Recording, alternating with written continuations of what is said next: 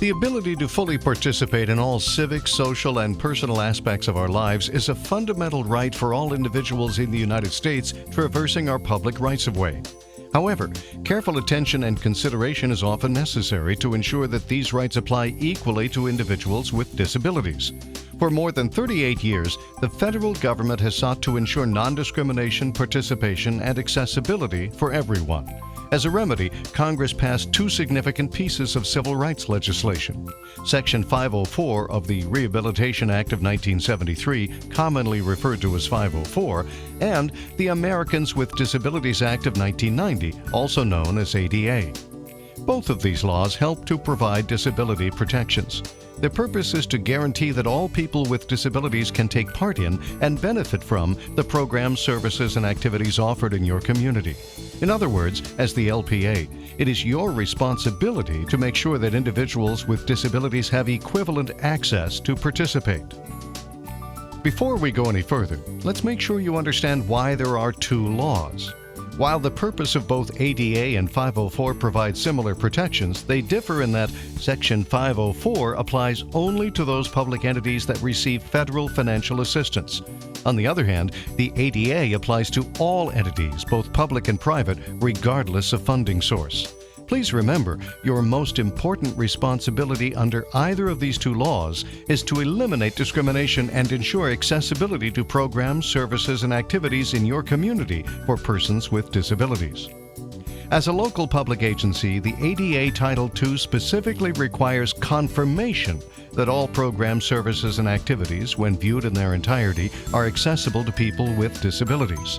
The term disability includes mobility-related physical disabilities, hearing or vision disabilities, cognitive disabilities, and any other disability recognized by the ADA.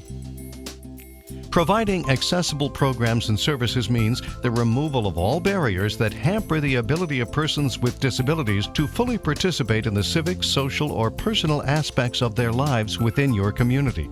This means not only access to public buildings, but also access to public rights-of-way. Your public right-of-way system is an example of a program that must be accessible for individuals with disabilities. The public right-of-way system is the network of streets and sidewalks that create public pedestrian access within your jurisdictional boundaries. This system includes, but is not limited to, sidewalks, entrance and curb ramps, and designated parking spaces. Also, you are required to confirm that your policies and procedures are not discriminatory for individuals with disabilities.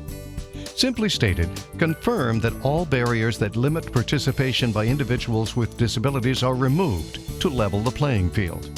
To do this, the laws outline specific implementation requirements and actions that you are to take within your community to ensure that individuals with disabilities are able to fully participate.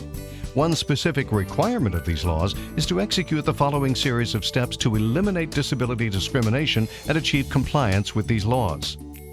First, designate an ADA coordinator. Then, develop and post an ADA policy statement. Third, develop and post grievance and complaint procedures. 4. Complete a self-evaluation of policies, services, communications, programs, and activities and their effects on persons with disabilities. And 5. When structural changes to existing facilities are necessary, develop and carry out a transition plan in order to make a program, service, or activity accessible to persons with disabilities. In summary, compliance with the requirements of ADA 504 to ensure accessibility for individuals with disabilities saves you the time, effort, and money associated with complaints, grievances, and even litigation. Ultimately, compliance will create a community where all people, including individuals with disabilities, are able to exercise their right to full participation.